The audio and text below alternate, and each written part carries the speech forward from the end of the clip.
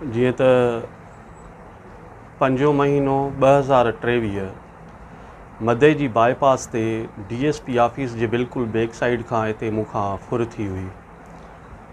उन 2023 खां बाद अॼु 2025 ताईं मुसलसल मां जेके बि डिस्ट्रिक्ट शिकारपुर जा SPs ईंदा रहिया आहिनि उन्हनि वटि पेश थींदो रहियो आहियां ऐं मदे जी थाणे जा जेके बि SHOs आहिनि उन्हनि वटि बि वक़्तनि फ़वक़्तनि जेको आहे न मां पेश थींदो रहियो आहियां त मुंहिंजी ही जेका फुर थी आहे इहो सामान रिकवर कराए ॾियो।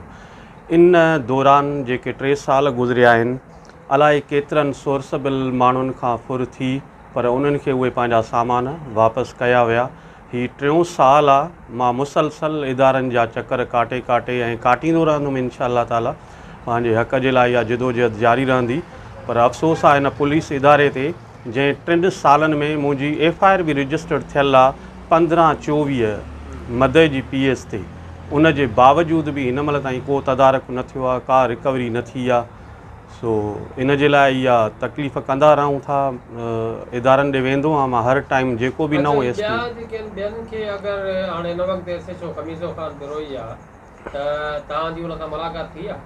न इन सां मुंहिंजी मुलाक़ात न थी आहे। हा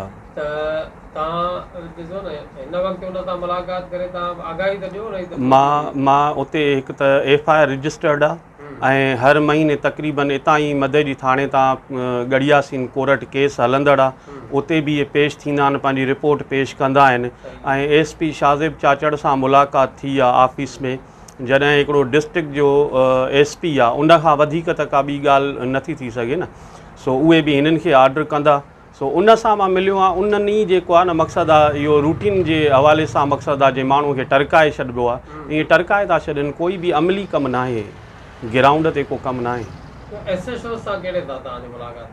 तमामु SHOs जेके बि आहिनि उन 2023 खां वठी जेके बि SHOs ईंदा रहिया आहिनि उन्हनि सभिनी सां मुंहिंजी मुलाक़ात आहे, सभिनी खे चवंदो रहियो आहियां। एतिरे हद ताईं जो मां बार बार वेंदो हुउमि जॾहिं सुबुह शाम त जेका पुलिस आहे मदे जी थाणे जी, उहे SHO वॾा मुंशी जेके हूंदा हुआ उहे चवंदा हुआ यार त सुबुह आयो आहे वरी शाम अचे थो, शाम आयो आहे वरी सुबुह अचे थो।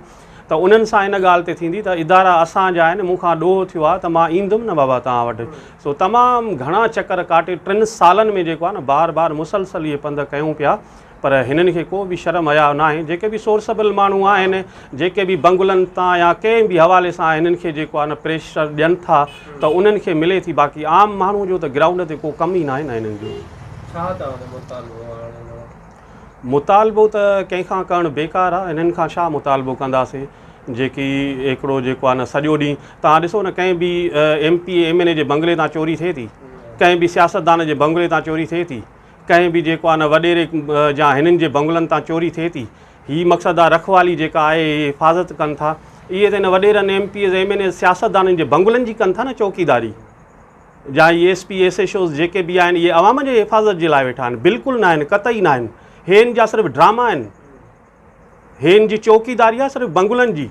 उन उतां चोरी कोन थी थिए, आम पब्लिक जी रोज़ चोरी आहे। ऐं मीडिया ते अची ऐं हिन जो जेको प्रोफेशन आहे उन हवाले सां ही अवाम जे जान जा माल जा हिफ़ाज़त जेको आहे न ही सम्झा वेंदा आहिनि त ही मुहाफ़िज़ आहिनि, पर मुहाफ़िज़ ही बंगुलनि जा आहिनि, सियासतदाननि जा आहिनि, आम पब्लिक जा न आहिनि। ही ड्रामेबाज़ी आहे हिननि जी।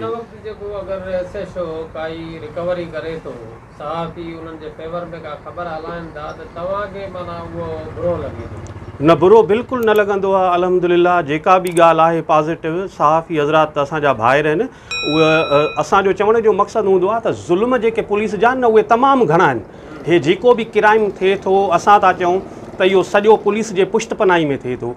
हज़ारे चोरियूं थियनि थियूं, 100 क़त्ल थियनि था, फुरियूं थियनि थियूं, धाड़ा थियनि था, रोज़ जो मामूल बणियल आहे।